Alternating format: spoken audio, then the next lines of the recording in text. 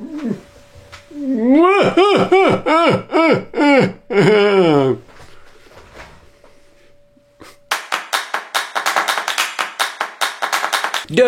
Hunger, un nouveau jeu de Richard Garfield, hein?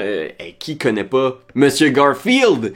Aucun rapport avec les BD de chat? Non, c'est le créateur de Magic the Gathering, Keyforge, et j'en passe tout un lot de jeux de cartes, tous plus connus et célèbres les uns que les autres, mais moi j'aime beaucoup aussi les jeux accessibles, grand public, de plateau de Richard Garfield, un peu comme Bunny Kingdoms, qui est sorti il y a quelques années. Et là, The Hunger, on est vraiment dans quelque chose de fun. Un deck building, bien sûr. Ça va nous rappeler un peu Clank, par moment. Mais moi, le truc qui m'a vraiment fait connecter là, avec The Hunger, c'est la prémisse. On est des vampires dans notre château, et on doit sortir pour se nourrir. Et on a 15 tours de jeu ici. Là, puis là, on a un petit marqueur de lune trop cute qui marque les tours. Et au bout du 15e tour, si on n'est pas à l'abri, à quelque part, le soleil se lève et on brûle, on meurt, on est éliminé si on n'est pas en sûreté. On compte même pas nos points. Alors, il y a cette espèce d'épée de Damoclès au-dessus de nos têtes tout le long de la partie. Et ça fait que on engage vraiment avec le jeu. Là. On est toujours sur le bout de notre chaise. Parce que c'est un long push your luck. Tout le long, t'es comme, jusqu'où je peux me rendre dans la prairie, dans la vallée, dans la forêt. Parce qu'il y a des gros trésors ici qui se cachent. Il y a des mortels qui valent plus de points. Mais le plus tu t'éloignes, le plus ça va être dur de retourner à la maison avant le soleil. Fait que oui, ça pour moi, déjà, ça m'a tout de suite donné le goût d'y jouer. Puis comment on joue? Justement, on a un petit deck de départ. Alors ça, on n'est pas en territoire trop inconnu ici. Là. On commence avec 6 cartes en début de partie. Et on a tous les mêmes cartes. Et on va piocher 3 cartes pour notre main de départ.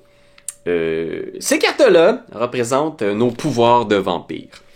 Et elles ont des valeurs. 1, 2, 3, nanana. Et tu les totalises. Par exemple, ici, moi j'ai 3, plus 2, plus 2. Tout le monde ensemble, 7. Fait que j'ai 7 de vitesse de déplacement à mon tour. Et ça, je peux partager cette ressource-là, là, ma vitesse, pour me déplacer. Donc, je pourrais très bien décider de faire juste 7. Me déplacer de 7 cases. Je dois me déplacer dans une seule et même direction. Après ça, je tombe sur un espace qui est peut-être un effet. Mais après ça, s'il me reste de la vitesse de déplacement, je peux utiliser cette ressource-là pour acquérir des nouvelles cartes ici dans la rivière de cartes. En début de partie, il y a juste ces petites cartes-là, mais graduellement, il y en a d'autres qui vont s'ajouter et elles vont se déplacer. Puis c'est une rivière qui a des valeurs qui changent. Fait que les cartes qui sont dans cette ligne-là vont coûter 3, les cartes dans cette ligne-là vont coûter 2, et les cartes sur le bord ici, là-bas, là, que tu vois pas hors caméra, vont coûter 1 seulement. Et elles vont même s'accumuler, fait qu'éventuellement, il y a peut-être beaucoup de cartes que personne veut, qui vont se ramasser ici, et que tu vas pouvoir acquérir 2-3 cartes pour juste 1 de vitesse de déplacement. C'est comme... c'est intéressant. Fait que tu partages toujours la valeur des cartes que tu as en main pour te déplacer, acheter des cartes, et les cartes que tout le monde veut, parce qu'il y a bien sûr des cartes vertes qui sont des nouveaux pouvoirs de vampires qui vont te faire piocher plus de cartes, plein de pouvoirs de même. Tu as des cartes mauves qui sont des familiers, c'est des animaux qui vont s'ajouter dans ta zone de jeu, qui vont te donner un pouvoir récurrent. Par exemple, gagner des points quand tu pousses un vampire, parce que tu peux pousser un vampire si tu arrives sur sa casse. C'est cool. Et les mortels. Les mortels, ça, c'est les points. Il y a du sang dessus, là. Tu le vois peut-être pas ici, là, mais lui, il vaut 2. Fait que si lui, je l'acquiers, je le mets dans mon deck, je gagne tout de suite 2 points. Fait que c'est important d'avoir des mortels, mais... les mortels, il y a aussi pas de points de déplacement dessus. Et on se rappelle que c'est petit, là. Une main de 3 cartes, ça fait qu'il y a tout à fait une possibilité en fin de game de piocher 2 mortels, puis une carte avec une vitesse de déplacement de 1. Et que tu sois un peu en mode oh my god, je bougerai pas ce tour-ci. Tu sais, les mortels, ils sont dans tes jambes en fait. C'est comme si tu les digérais, là. T'es comme oh ma bédaine. Et effectivement, pour t'en débarrasser, pour les sortir de ton deck, tu dois tomber sur un espace où tu peux les digérer. Et chaque type de mortel, parce qu'il y a des mortels bleus, les nobles, les jaunes, les religieux, les rouges, les militaires, ont un espace dédié sur le plateau où tu dois aller pour les digérer. Fait que si tu veux digérer des cartes militaires, il faut que tu te rendes à la caserne, là-bas, au bout de la forêt. T'es comme, oh my god. Fait que ça aussi, ça fait partie de la réflexion en cours de jeu. Je vais te faire un petit arrêt à l'église pour digérer mes religieux. Très, très, très intéressant, très fun. Ouf. Écoute, je dois le dire, c'est ça a été vraiment beaucoup de plaisir, The Hunger, pour moi. Mais aussi, j'ai été surpris, parce que j'avais l'impression à la lecture du concept original que c'était un jeu très, très simple, très accessible, mais il y a beaucoup de petites règles. Tu sais, ces fameuses petites règles-là qu'on a tendance à oublier. Par exemple, tu vas faire des points bonus pour les mortels que tu vas chasser quand tu vas être rendu dans la zone de la forêt, ici, là-bas, là, très loin du château. 2 points par carte mortelle que tu manges une fois que tu es dans la forêt.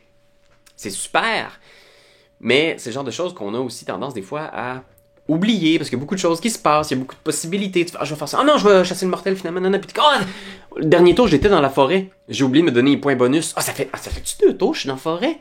J'étais où le dernier tour? Ce genre de choses-là. Tu fais 1 point bonus si tu chasses dans la plaine.